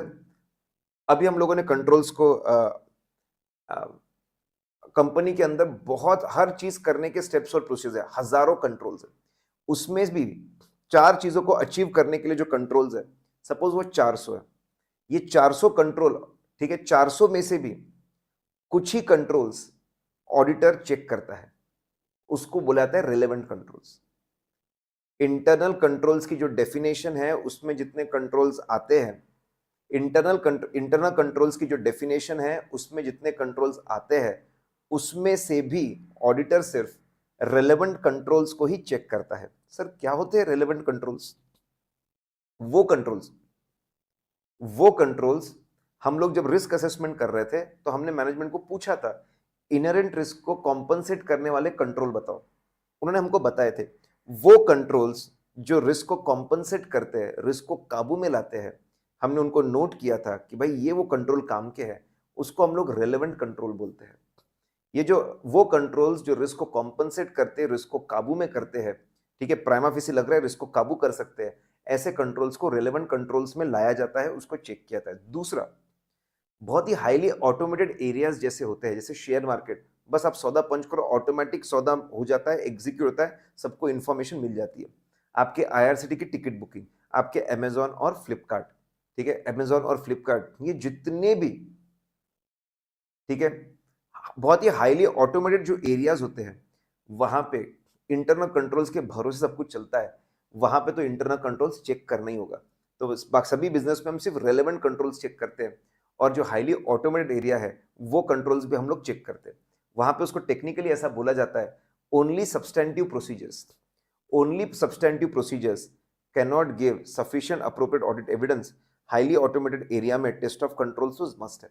आपको मैं बता दूं दोस्तों, टेस्ट ऑफ कंट्रोल्स जब ऑडिट का कॉन्सेप्ट आया ना, सिर्फ तब एसेट लायबिलिटी इनकम एक्सपेंस को चेक करने की प्रथा थी, सब्सटैंटिव ऑडिट प्रोसेस की प्रथा थी। जैसे से ऑडिट आगे बढ़ा तो उन्होंने बोला एक काम करो, टेस्ट ऑफ कंट्रोल करो। इससे समझ में आता है आगे मेहनत कम कहाँ करना, ज्यादा कहाँ करना। टेस्ट ऑफ कंट्रोल की बाद में एंट्री हुई, ये एक इंटरमीडिएट स्टेप थी, ये मैंडेटरी स्टेप नहीं थी। तो अगर कंट्रोल्स है तो टेस्ट कर लो, नहीं तो उसको छोड़ दो। तो test of control was not a mandatory step, इसको कभी भी डम किया जा सकता था। लेकिन जैसे हम आगे और बढ़े, ऑटोमेशन बढ़ने लगा, तो बोले अब टेस्ट ऑफ कंट्रोल कोई ऑप्शनल टेस्ट नहीं है, ऑटोमेटेड एरियाज में तो टेस्ट ऑफ कंट्रोल लगाना ही लगाना पड़ेगा, क्योंकि वहां पे सिर्फ आप सब्सटेंटिव प्रोसीजर लगाओगे वो सफिशिएंट अप्रोप्रिएट एविडेंस नहीं देगा। लेट्स फ्रीज दोस्तों, हम लोग क्या सारे कंट्रोल चेक करते? बिल्कुल नहीं, सिर्फ रेलेवेंट कंट्रोल्स। रेलेवेंट कंट्रोल्स में 2 तरह कंट्रोल्स आते हैं, रिस्क को कॉम्पनसेट करने वाले कंट्रोल्स को रेलेवेंट कंट्रोल्स बोलते हैं, और हाईली ऑटोमेटेड एरिया वाले जो कंट्रोल्स होते हैं उनको भी रेलेवेंट कंट्रोल्स बोला जाता है। अब दोस्तों, इंटरनल कंट्रोल्स का मतलब हम समझ गए। उसमें हमको ये भी समझ गया कि हमको सिर्फ रेलेवेंट कंट्रोल्स पे ही फोकस करना है। हमको सिर्फ रेलेवेंट कंट्रोल्स पे फोकस करना है दोस्तों, ये भी हम लोगों को समझ में आ गया। हमको सिर्फ रेलेवेंट कंट्रोल्स पे फोकस करना है, ये भी हमको समझ में आ गया दोस्तों। अब सवाल उठता है, सवाल उठता है, बड़ी-बड़ी कंपनियां हैं, 10-10 हजार करोड़ के टर्नओवर है। बड़ी-बड़ी कंपनियां 10-10 हजार करोड़ के टर्नओवर है। इंटरनल कंट्रोल्स, ठीक है, अगर हम समझना चाहते हैं कि उनका इंटरनल कंट्रोल सिस्टम कैसा है, तो क्या करना? जैसे अगर हमको समझना चाहते हैं कि बॉडी की हेल्थ कैसी है, अगर हमको बॉडी की हेल्थ आपको समझनी है, तो हमको चलना पड़ेगा, भाई दिमाग बराबर चल रहा है ना, हार्ट बराबर चल रहा है ना, पेट बराबर चल रहा है ना, ठीक है, आपके पैर, हाथ पैर बराबर चल रहे हैं ना, करेक्ट, आपके स्किन बराबर है ना, ऐसी एग्जांपल दे रहा हूं। तो 5 चीजों को अगर आप समझोगे तो समझ में आएगा बॉडी बराबर है ना। वैसे ही इंटरनल कंट्रोल्स को अगर आप समझना चाहते हो, तो आपको 5 कंपोनेंट्स को समझना होगा। अगर ये 5 कंपोनेंट बहुत अच्छे हैं, तो इंटरनल कंट्रोल सिस्टम, बड़े-बड़े कंपनियों के इंटरनल कंट्रोल सिस्टम बहुत अच्छे हैं। तो इंटरनल कंट्रोल के डायग्नोसिस के लिए उसके 5 कंपोनेंट्स को समझना पड़ेगा दोस्तों। आइए, सबसे इंपॉर्टेंट होता है, सबसे बेस में होता है, ठीक है? कोई आपको शॉर्टकट की जरूरत नहीं दोस्तों। सबसे बेस में, सबसे इंपॉर्टेंट, सबसे सबसे सबसे ज्यादा इंपॉर्टेंट, सबसे बेस में होता है कंट्रोल एनवायरनमेंट। टीसीडब्ल्यूजी और मैनेजमेंट का क्या एटीट्यूड है टुवर्ड्स इंटरनल कंट्रोल सिस्टम, वो कितने सीरियस है इंटरनल कंट्रोल सिस्टम के प्रति, ठीक है, उन्होंने कितना इंफ्रास्ट्रक्चर अरेंज किया है, वो कितने रिवॉर्ड्स दे रहे हैं लोगों को फॉलो करने के लिए और कितने पनिशमेंट दे रहे हैं, मैनेज टीसीडब्ल्यूजी और मैनेजमेंट का क्या रवैया है, कितना इंपॉर्टेंस है इंटरनल कंट्रोल्स के प्रति, उसको बताए कंट्रोल एनवायरनमेंट। जब कंट्रोल एनवायरनमेंट गुड होता है, स्ट्रांग होता है, तो हर छोटी मोटी बात जो इंटरनल कंट्रोल मैनुअल में लिखी जाती है, लोग उसको फॉलो करते हैं। Control environment is a very important thing, बहुत ही इंपॉर्टेंट चीज है। कंट्रोल एनवायरनमेंट सही होगा तो बाकी कंपोनेंट्स के अच्छे से फंक्शन होने के चांसेस बढ़ जाते हैं दोस्तों। जैसे अगर दिमाग में स्टडी एनवायरनमेंट होगा, जैसे आपके दिमाग में जैसे आपके दिमाग में अगर स्टडी एनवायरनमेंट होगा, तो बाकी कंपोनेंट्स अच्छे से चलने लगेंगे, वैसे कंट्रोल एनवायरनमेंट। अब कंट्रोल एनवायरनमेंट अच्छा है, आगे ठीक है, देखिए क्या कंपनी का इंटरनल रिस्क असेसमेंट प्रोसेस कितना अच्छा है। क्योंकि अगर इंटरनल रिस्क असेसमेंट प्रोसेस अच्छा होगा, उनको पता होगा कहां कहां पर गलती हो सकती है, तभी तो वो गलतियों को कॉम्पनसेट करने के लिए कंट्रोल एक्टिविटी बना सकते हैं। तो इंटरनल रिस्क असेसमेंट प्रोसेस समझो। फिर वो समझने के बाद देखो control activities. Sir control activity मतलब क्या होता है? ठीक है, एक एक्टिविटी को 4 लोगों में बांट देना, सेग्रीगेशन ऑफ ड्यूटी। परचेस के काम में 4 लोगों को इन्वॉल्व कर दिया, एक का काम दूसरा चेक करते हैं, segregation of duty is a control activity. Approval और ऑथराइजेशन लगा दिए, इसके ऊपर अप्रूवल लगेगा, कंट्रोल एक्टिविटी, ठीक है, अप्रूवल लगा देना। रिकॉर्ड डिटेल में मेंटेन करवा रहे हैं ताकि समझ में कोई भी गलती आए तो हम डिटेक्ट कर सके, ये क्या है? कंट्रोल एक्टिविटी, ठीक है। रेगुलर बेसिस पे स्टॉक का काउंट करके रिकंसिलिएशन करवाना, कंट्रोल एक्टिविटी। आपके रिकॉर्ड्स का रिव्यू करवाना, कंट्रोल एक्टिविटी। तो जहां जहां रिस्क है वहां पे आप सेग्रीगेशन ऑफ ड्यूटी लगा दीजिए, वहां पे अप्रूवल सिस्टम लगा दीजिए, रिकॉर्डिंग सिस्टम लगा दीजिए, रिव्यू करवा लीजिए, वो कंट्रोल एक्टिविटी है। कंट्रोल कितनी भी अच्छे बनाओ दोस्तों, कंट्रोल आप कितने भी अच्छे बनाओ, ठीक है, आप कितने भी अच्छे और कितने भी प्यारे कंट्रोल आप बना लीजिए दोस्तों, कितने भी अच्छे, कितने भी अच्छे और कितने भी प्यारे आप कंट्रोल बना लीजिए दोस्तों, we live in a dynamic world, ठीक है, यहाँ प्रोडक्ट्स बदल रहे हैं, लॉ बदल रहे हैं, लोग बदल रहे हैं, टेक्नोलॉजी बदल रही है, नेटवर्क बदल रहा है, इंटरनेट की स्पीड बदल रही है। अरे रे, वापस ला गए दोस्तों, आ गए वापस, ठीक है, बदल रहे हैं। मॉनिटरिंग करना पड़ता है कि जितने भी कंट्रोल एक्टिविटीज है, हमको मॉनिटरिंग करना पड़ता है कि जितने भी हमारे कंट्रोल एक्टिविटीज है दोस्तों, ठीक है, ये जो कंट्रोल एक्टिविटीज है, whether this control activities are working properly, whether this control activities are working properly, तो मॉनिटरिंग ऑफ कंट्रोल्स होता है दोस्तों, ठीक है। अब तो मॉनिटर कंट्रोल में बस इतना दिखाया था, जितने भी कंट्रोल्स बनाए हुए हैं, are they working properly, effectively, क्या सही में बराबर काम कर रहे हैं क्या, ठीक है। इसके लिए मंथली रिव्यू हो सकता है, इंटरनल ऑडिटर क्वार्टरली चीजों की चेकिंग कर सकता है, एंड सो ऑन। फिर आपका आता है इंफॉर्मेशन सिस्टम। ये सभी कंपोनेंट्स को कंटिन्यूस बेस पे ढेर सारी जानकारी लगती है दोस्तों, ये सभी में आपको ढेर सारी जानकारी लगती है कंटिन्यूस बेसिस पे, उसको हम लोग बोलते हैं इंफॉर्मेशन सिस्टम, इंफॉर्मेशन टेक्नोलॉजी। अगर कंटिन्यूस बेसिस पे अगर हमको ढेर सारी, ठीक है, कंटिन्यूस बेसिस पे अगर हमको ढेर सारी हमको जानकारी कंटिन्यूस बेसिस पे अगर हमको ढेर सारी जानकारी मिलती है दोस्तों, ठीक है, तो ये सारे कंपोनेंट्स अच्छे से काम करेंगे। इंफॉर्मेशन सिस्टम, इंफॉर्मेशन टेक्नोलॉजी इसको बोलते हैं। तो ये 5 कंपोनेंट दोस्तों, अगर ये 5 कंपोनेंट अच्छे से काम करेंगे, इसका मतलब इंटरनल कंट्रोल्स बहुत अच्छे से काम कर रहे हैं और यही इसका हार्ट है। अब कंट्रोल एनवायरनमेंट के अंदर जाते हैं, रिस्क असेसमेंट के अंदर जाते हैं, कंट्रोल एक्टिविटी के अंदर जानते हैं, मॉनिटरिंग कंट्रोल्स में हम लोग जाते हैं, इंफॉर्मेशन सिस्टम, इंफॉर्मेशन टेक्नोलॉजी के बारे में जानते हैं। कुछ-कुछ कंपोनेंट्स के अंदर मैं जाता हूं, जैसे सबसे इंपॉर्टेंट कंट्रोल एनवायरनमेंट। क्या एटीट्यूड है इंटरनल कंट्रोल्स के प्रति, कितना अवेयरनेस है, कितना समझते हैं इंटरनल कंट्रोल्स को वो, क्या इंफ्रास्ट्रक्चर, क्या एबिलिटी है, क्या एक्शन है, एटीट्यूड क्या है, अवेयरनेस क्या है, एबिलिटी क्या है, एक्शन क्या है टुवर्ड्स इंटरनल कंट्रोल सिस्टम, उसको दोस्तों बोला जाता है कंट्रोल एनवायरनमेंट। इसके एलिमेंट्स है दोस्तों। अब एलिमेंट्स में मैंने क्या किया, सबसे इंपॉर्टेंट टीसीडब्ल्यूजी। टीसीडब्ल्यूजी कैसा होना चाहिए, TCWG is very important element of control environment, उनके बारे में। फिर उससे छोटे कौन से होते हैं, मैनेजमेंट, मैनेजमेंट कैसा होना चाहिए। उनसे छोटे क्या होता है, ह्यूमन रिसोर्स, उनके बारे में। आइए दोस्तों, टीसीडब्ल्यूजी कैसे हो, टीसीडब्ल्यूजी के एट्रीब्यूट्स मतलब उनके फीचर्स कैसे हो, बहुत ही एक्सपीरियंस, नॉलेजेबल, इंडिपेंडेंट टीसीडब्ल्यूजी होना चाहिए और उन्होंने पार्टिसिपेट करना चाहिए गवर्नेंस में, उन्होंने क्वेश्चंस पूछने चाहिए, उन्होंने इन्वॉल्व होना चाहिए, उन्होंने गवर्नेंस में इन्वॉल्व होना चाहिए, उन्होंने बहुत डिफिकल्ट क्वेश्चंस पूछने चाहिए। सेल्स क्यों नहीं बढ़े, प्रॉफिट क्यों कम हो गया, अचानक एसेट्स क्यों कम हो गए, इतना पैसा किसको पे किया, बहुत क्वेश्चंस पूछने चाहिए, रेगुलर बेसिस पे बात करना चाहिए इंटरनल एक्सटर्नल ऑडिटर से। तो अच्छा टीसीडब्ल्यूजी चाहिए जो नॉलेजेबल हो, होनहार भोनार विद्वान हो, पार्टिसिपेट करता हो, डिफिकल्ट क्वेश्चंस पूछता हो और नजर रखता हो।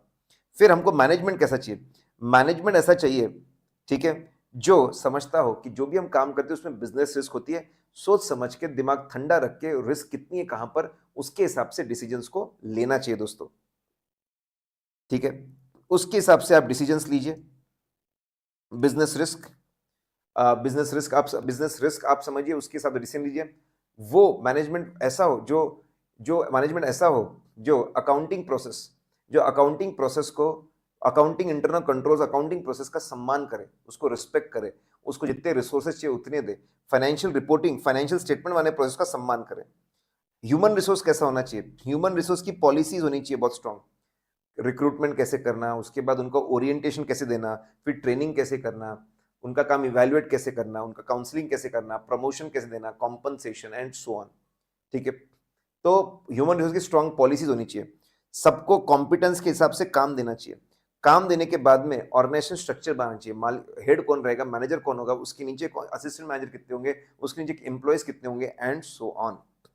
फिर साथ साथ में उनको अथॉरिटी देनी होगी दोस्तों, साथ साथ में साथ साथ में उनको अथॉरिटी भी देनी पड़ेगी, उनको अथॉरिटी भी देनी पड़ेगी दोस्तों, कि भाई आपको हमने जिम्मेदारी दे दी, स्ट्रक्चर बना दिया, अब एग्जीक्यूट करने के लिए पावर्स भी ले लीजिए। रेगुलर बेसिस में सबको कम्युनिकेट करना पड़ेगा, एथिकल प्रिंसिपल्स क्या होते हैं, उनका इंपॉर्टेंस क्या है, नहीं फॉलो करोगे तो कॉन्सिक्वेंसेस क्या होंगे। तो अच्छे कंट्रोल एनवायरनमेंट में हमको अच्छा टीसीडब्ल्यूजी चाहिए, उसके नीचे अच्छा मैनेजमेंट चाहिए, उसके नीचे अच्छा ह्यूमन रिसोर्स चाहिए। ये हमारे एलिमेंट्स का पार्ट है पोर्शन दोस्तों। नाउ आइए दोस्तों, फिर इसके बाद एक बहुत प्यारी चीज है, अगर अच्छा कंट्रोल एनवायरनमेंट होगा, सेटिस्फाई, बहुत पॉजिटिव फैक्टर है, इससे बाकी कंपोनेंट अच्छे से काम करेंगे, ओवरऑल रिस्क कम हो जाती है। लेकिन सिर्फ कंट्रोल एनवायरनमेंट से बात नहीं बनेगी, only control environment cannot ensure that all the frauds and errors are prevented, ठीक है। आपको बाकी जो बाकी जो आपके कंपोनेंट है वो भी लगेंगे, आपको अच्छा रिस्क असेसमेंट लगेगा, अच्छा कंट्रोल एक्टिविटी लगेगा, अच्छा मॉनिटरिंग लगेगा, अच्छा इंफॉर्मेशन सिस्टम, इंफॉर्मेशन टेक्नोलॉजी लगेगा, बाकी 4 कंपोनेंट्स भी लगेंगे। कंट्रोल एनवायरनमेंट बहुत जरूरी है, बेस है आपका, लेकिन सिर्फ इसके भरोसे मत बैठिए, बाकी 4 कंपोनेंट्स भी आपको जरूर लगेंगे, ठीक है। इंपॉर्टेंट तो है, लेकिन सिर्फ वही उसके भरोसे चीजें नहीं चल सकती। आइए दोस्तों, तो हम लोगों ने कंट्रोल्स को समझा, कंट्रोल्स के कंपोनेंट्स को समझा, कंट्रोल एनवायरनमेंट को समझा, एक एक इसमें हम आगे बढ़े, एक इसमें हम आगे गए। दोस्तों आगे बढ़ते हैं। मैंने आपको बड़ा डिटेल रिवीजन लेक्चर भी मैं आपको देने वाला हूं, तो आपको चिंता करने की बिल्कुल जरूरत नहीं है, उसमें सब कुछ कवर होगा दोस्तों। Everything will be covered. आप स्पीड बढ़ाकर उसको देख सकते हैं।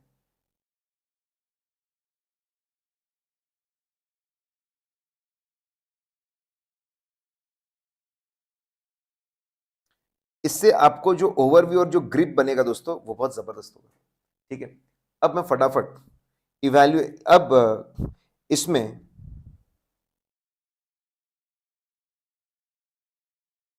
अगर हम बात करें दोस्तों,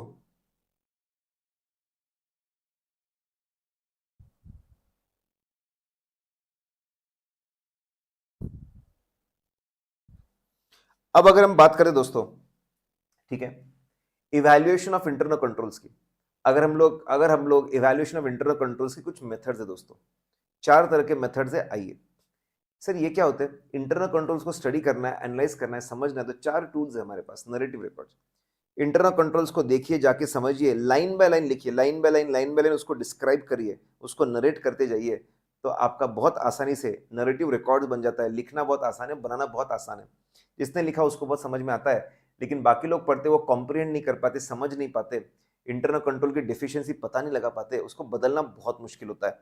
narrative records, graphical presentation, graphical presentation कि ग्राफिकल प्रेजेंटेशन जो हमको बताता है, डायग्राम बताता है कि इंटरनल कंट्रोल्स कैसे स्टेप बाय स्टेप चलते हैं, क्या क्या स्टेप्स इन्वॉल्व है, कौन क्या काम करता है, उसको फ्लो चार्ट बोलते हैं। ठीक है, इसको बनाना थोड़ा मुश्किल हो सकता है, लेकिन बहुत ही बढ़िया, कम से कम स्पेस में बर्ड्स आई व्यू ओवरव्यू मिलता है। कंट्रोल्स बड़े अच्छे समझते हैं, डेफिशिएंसी अच्छे से समझती है, इसको बदलना बहुत आसान होता है। ठीक है, चेकलिस्ट समझने के लिए अलग तरीका, चेकलिस्ट, एक लिस्ट ऑफ इंस्ट्रक्शन लीजिए और अपने टीम मेंबर को दे दीजिए कि चेकलिस्ट पढ़ता जा, ये पढ़ता जा, और उसके हिसाब से एक एक करके इंस्ट्रक्शन फॉलो करके काम करता जा।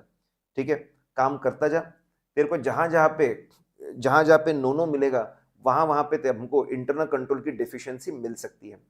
तो ये चेकलिस्ट हमारा टीम मेंबर उसको समझता है, पढ़ता है, चीजों को देखकर उसको एक एक करके फिलअप करते जाता है, चेकलिस्ट को भरता जाता है, और अपने आप डेफिशिएंसी मिलने लग जाती है।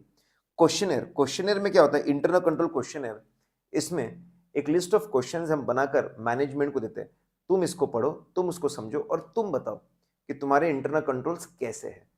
तुम बताओ कि तुम कंप्लीटनेस कैसे इंश्योर करते हो, एक्यूरेसी कैसे इंश्योर करते हो, दुनिया भर की चीजें तुम कैसे इंश्योर करते हो, ये तुम हमको बता दो, यू लेट अस नो। ठीक है, तो उसको इंटरनल कंट्रोल क्वेश्चन है दोस्तों। चारों का मैंने एक ब्रीफ ओवरव्यू दे दिया, एक ओवरऑल मतलब मैंने आपको बता दिया, क्या होता है, क्या होता है ये मैंने आपको बता दिया। ठीक है,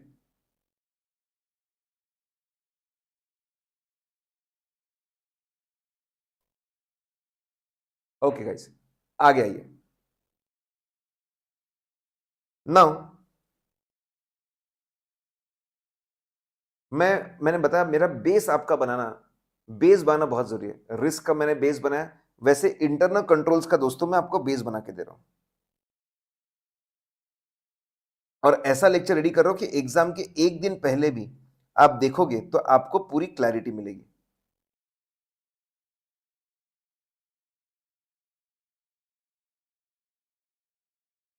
अगर मैं बात करता हूं रिस्क इन आईटी सिस्टम्स की दोस्तों, आईटी सिस्टम्स की अगर मैं बात करूं कि इंफॉर्मेशन टेक्नोलॉजी की वजह से क्या क्या गड़बड़ हो सकती है, क्या क्या प्रॉब्लम हो सकते हैं। सबसे पहले आईटी के लोग आते हैं आईटी डिपार्टमेंट में।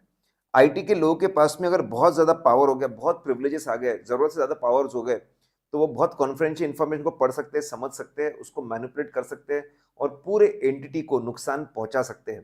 ठीक है, तो आईटी पर्सनल बहुत पावरफुल हो गए, वहां से आईटी रिस्क निकल के आती है। फिर आता है डेटा। ठीक है, डेटा सबसे खतरनाक, कोई उसको पूरा डिस्ट्रॉय कर सकता है, अनऑथराइज एक्सेस करके डिस्ट्रॉय कर सकता है, वो रिस्क है। या डेटा को लीक कर सकता है, वो रिस्क है। या फिर उसमें नकली ट्रांजैक्शन को इंसर्ट कर सकता है, वो रिस्क है। जो ट्रांजैक्शन अप्रूव नहीं हुए थे उसको अप्रूव कर सकता है, वो रिस्क है। तो डेटा को मैनिपुलेट किया जा सकता है। डेटा आने के बाद होती है प्रोसेसिंग, प्रोसेसिंग इनएक्यूरेट। ठीक है, एक ही ट्रांजैक्शन आपका 2-3 बार प्रोसेस हो गया, देयर इज अ रिस्क। कुछ ट्रांजैक्शन छूट गए, कुछ ट्रांजैक्शन आपके छूट गए, कुछ आपके ट्रांजैक्शन छूट गए, दैट इज द रिस्क, वो रिस्क है। ठीक है, processing inaccurate data, processing inaccurate data, या फिर डेटा ही गलत लिया प्रोसेसिंग के लिए, एक्चुअल की जगह एस्टिमेटेड फिगर्स को ले लिया, गलत है। प्रोसेसिंग के साथ गलती हो गई, गलत है। मैन्युअली इंटरवेंशन हो गया, गलत है। फिर हम बात करते हैं चेंजेस। फिर हम बात करेंगे, फिर हम अगर बात करेंगे चेंजेस की, कि भाई सिस्टम में आपको अपग्रेड करना था, आपने अपग्रेड ही नहीं किया, अपग्रेड ही नहीं किया आपने, वो प्रॉब्लम है। किसी ने अनऑथराइज चेंजेस कर दी सिस्टम के, वो प्रॉब्लम है। मास्टर फाइल जो बार बार यूज होती है उसको मास्टर फाइल बोलते हैं। जैसे लोन में हर बार जो लोन की मेन फाइल है उसको यूज किया जाता है, इंटरेस्ट रेट बदलने के लिए, इंटरेस्ट कैलकुलेशन के लिए, इंस्टॉलमेंट के लिए, सभी चीजों के लिए, तो वो मास्टर फाइल हो जाती है। सबसे पहले आपका आता है आईटी के लोग, वहां से रिस्क आ रही है, डेटा वहां से रिस्क आ रही है, प्रोसेसिंग वहां से रिस्क आ रही है, और फाइनल जो सिस्टम है उसके चेंजेस नहीं हुए तो रिस्क है, किसी ने अनऑथराइज चेंजेस कर लिए तो रिस्क है। इंटरनल कंट्रोल्स के प्रॉब्लम क्या है दोस्तों? आइए, what are the problems of internal control system. Internal controls के प्रॉब्लम क्या है? ठीक है, आपका जो टॉप लेवल के जो लोग हैं उनका जजमेंट गलत हो सकता है। उनको ऐसा लगा बस इतने सिस्टम काफी होंगे, लेकिन हो सकता है उतने काफी ना हो। अटेंडेंस के लिए उन्होंने बस एक रजिस्टर लिख दिया कि भाई तुम खुद आके लिख दो, ठीक है, कि कब आए। लोग कभी भी आ रहे, लिख रहे ना 9:30 बजे, 12 बजे भी आते 9:30, कंट्रोल फेल हो गया। मैनेजमेंट को लगा बस एक रजिस्टर रखने से, नाम रजिस्टर रखने से बात हो जाएगी, कंट्रोल्स फेल हो गए। मैनेजमेंट खुद ओवरराइड कर सकता है, टॉप मैनेजमेंट का जजमेंट हो सकता है, मैनेजमेंट खुद उसको ओवरराइड कर सकता है, और कॉस्ट आता है हर जगह पे। वो कॉस्ट आता है, जितना आप लगाने जाओगे कॉस्ट आएगा। मिड लेवल में कोल्यूजन दोस्तों, कोल्यूजन, सुपेरियर और जूनियर आपस में मिलकर गलत काम कर सकते हैं दोस्तों। लोअर लेवल पे, एम्प्लॉय लेवल पे, human judgment can go wrong, ठीक है, human judgment can go wrong. भाई इन्वेंट्री ऑब्सोलीट है कि नहीं, judgment can go wrong. Machine को अभी रोकना चाहिए कि नहीं रोकना, इट कैन गो रॉन्ग, वो गलत हो सकता है। और कभी कभी उनको समझ में नहीं आता रिपोर्ट्स क्यों जनरेट हो रही है, इसका क्या काम है, लैक ऑफ अंडरस्टैंडिंग। तो टॉप लेवल में से 3 पॉइंट आ जाते हैं, जजमेंट गलत हो सकता है, ओवरराइड हो सकता है, कॉस्ट बेनिफिट का प्रॉब्लम हो सकता है। मिड लेवल में आपके पॉइंट आते हैं, कोलिजन हो सकता है। लोअर लेवल पे ह्यूमन जजमेंट गलत हो सकता है, पर्पस आपका गलत हो सकता है दोस्तों, ठीक है। फिर अगर हम बात करते हैं IFC versus IFCR, IFC versus IFCR, sir ये क्या होता है आईएफसी वर्सेस आईएफसीआर? आइए दोस्तों, ठीक है दोस्तों, ये मैंने आपको बताया कि सारी क्रिटिकल चीजें, इंपॉर्टेंट चीजें, जो बेस बनाने वाली चीजें हैं, वो मैं आपकी कवर करते जा रहा हूं, ठीक है। लेक्चर अगर आपको मजा आया, जरूर जरूर सब लोगों से 2 ही चीजें आप लोगों से मांगता हूं मैं, जरूर जरूर सब लोगों को इसके बारे में जरूर बताएं, ठीक है, शेयर करें। और आपके जो प्यारे प्यारे जो आप लोगों के, ठीक है, आप लोगों के जो कमेंट्स आते हैं वो कमेंट्स जरूर जरूर डालें, बहुत सारे कमेंट्स डालें। हर एक कमेंट पढ़ने से बहुत पर्सनल सेटिस्फैक्शन मिलता है, हमारे पूरे टीम को बहुत मजा आता है, और हमारा जोश बहुत बढ़ जाता है दोस्तों, ठीक है। आइए now now guys, IFC versus IFCR. IFC मतलब इंटरनल फाइनेंशियल कंट्रोल। मैं आपको बता दूं सबसे पहले, इंटरनल फाइनेंशियल कंट्रोल की जो डेफिनेशन है उसमें 5 पॉइंट है, और बिल्कुल 315 की जो डेफिनेशन है बिल्कुल वैसे ही पॉइंट्स है दोस्तों, ठीक है। 4 पॉइंट सेम है। 4 चीजों को अचीव करने के लिए जो स्टेप्स और प्रोसीजर्स है वो उसमें आते हैं, और आखिरी में और एक है, फ्रॉड्स और एरर्स को प्रिवेंट और डिटेक्ट करने के लिए आपने जो स्टेप्स बनाए वो भी उसमें इंक्लूड किया। IFCR, internal financial control over financial reporting, ये क्या होता है? इंटरनल कंट्रोल सिस्टम का सिर्फ वो पार्ट जो अकाउंटिंग अकाउंटिंग प्रोसेस और फाइनेंशियल स्टेटमेंट प्रिपरेशन से डील करता है, अकाउंटिंग प्रोसेस और फाइनेंशियल स्टेटमेंट प्रिपरेशन से डील करता है, उसको बोलते हैं internal financial control over financial reporting. तो आप ऐसा मान के चलो, आईएफसी एक बड़ा डब्बा है, आईएफसी एक बड़ा डब्बा है जिसमें 5 पॉइंट कवर होते हैं, उसमें आईएफसी उसका सबसेट है, उसमें सिर्फ 1 पॉइंट कवर होता है। ये डिफरेंस है दोनों में, एक ब्रॉड है, एक उसके अंदर का सबसेट है। लीगली बहुत फर्क पड़ता है, लीगल रिक्वायरमेंट दोनों के अलग अलग है। कैसे लीगल रिक्वायरमेंट अलग अलग है मैं आपको बताता हूं दोस्तों, ठीक है। आइए, सबसे पहले अगर मैं बात करता हूं आईएफसी की, सिर्फ बड़े कंपनियों में लिस्टेड कंपनियां, बोर्ड ऑफ डायरेक्टर्स की जिम्मेदारी कंपनी में पूरा आईएफसी एस्टैब्लिश करें। बड़े कंपनियों में आईएफसी एस्टेब्लिश करने की जिम्मेदारी बोर्ड को मिलती है। बोर्ड से छोटा होता है ऑडिट कमेटी, ऑडिट कमेटी को उसको रिव्यू करना पड़ता है, बराबर है ना आईएफसी। इंडिपेंडेंट डायरेक्टर्स को भी रिव्यू करना पड़ता है, सब बराबर है ना। तो आईएफसी की रिक्वायरमेंट बहुत बड़े कंपनियों में आती है और बोर्ड, उनसे छोटे ऑडिट कमेटी, तीन तीन लोगों को जिम्मेदारी देकर रखी हुई है। आईएफसीआर की रिक्वायरमेंट हर कंपनी में आती है दोस्तों, ये तो होना ही होना चाहिए हर कंपनी में, बड़ी हो कि छोटी हो। सभी कंपनी में बोर्ड ऑफ डायरेक्टर्स की जिम्मेदारी है कि अकाउंटिंग सिस्टम और फाइनेंशियल प्रिपरेशन सिस्टम एकदम तगड़ा हो, सॉलिड हो, आईएफसीआर हो। और सभी कंपनी में ऑडिटर को रिपोर्ट करना पड़ता है आईएफसीआर पे कि भाई आईएफसीआर एडिक्वेट है ना। आप समझो, आईएफसी से बड़े, आईएफसी इंटरनल फाइनेंशियल कंट्रोल से बड़े कंपनी में आता है और सिर्फ कंपनी के मैनेजमेंट की जिम्मेदारी इसको बनवाने की। आईएफसीआर में हर कंपनी में बीओडी उसको बनाएगा और ऑडिटर उस पर रिपोर्ट देगा। तो आप ऐसा मान के चलो, आईएफसीआर हार्ट है, क्रिटिकल है, हर कंपनी को बनाना भी पड़ेगा और हर कंपनी के ऑडिटर को उस पर रिपोर्ट देना भी पड़ेगा दोस्तों। तो ये फर्क है दोनों के अंदर, आईएफसी वर्सेस आईएफसीआर में। कुछ जगह पे आईएफसीआर रिपोर्टिंग नहीं लगती दोस्तों। आपके जो नॉन कॉर्पोरेट्स है, प्रोप्राइटर्स, ट्रस्ट, वहां पे तो बिल्कुल नहीं लगती। और कुछ लोगों को तो एग्जाम करके रखा है, हम पढ़ते हैं इसको, सेक्शन 143 में, लॉ में भी आप पढ़ते हो, ठीक है। आपके प्राइवेट ओपीसी को एग्जाम्शन है, ओपीसी को एग्जाम्शन दोस्तों। उसके ऊपर आपका स्मॉल कंपनी होती है, उसको भी एग्जाम्शन दोस्तों।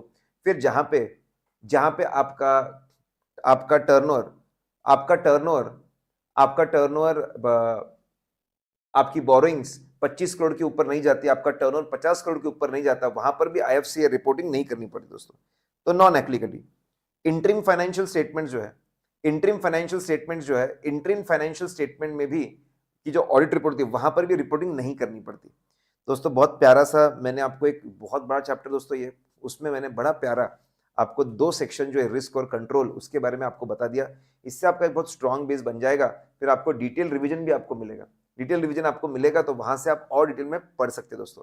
Bye bye everyone. अच्छा लगा है तो बहुत प्यारे से आप जरूर कमेंट करें।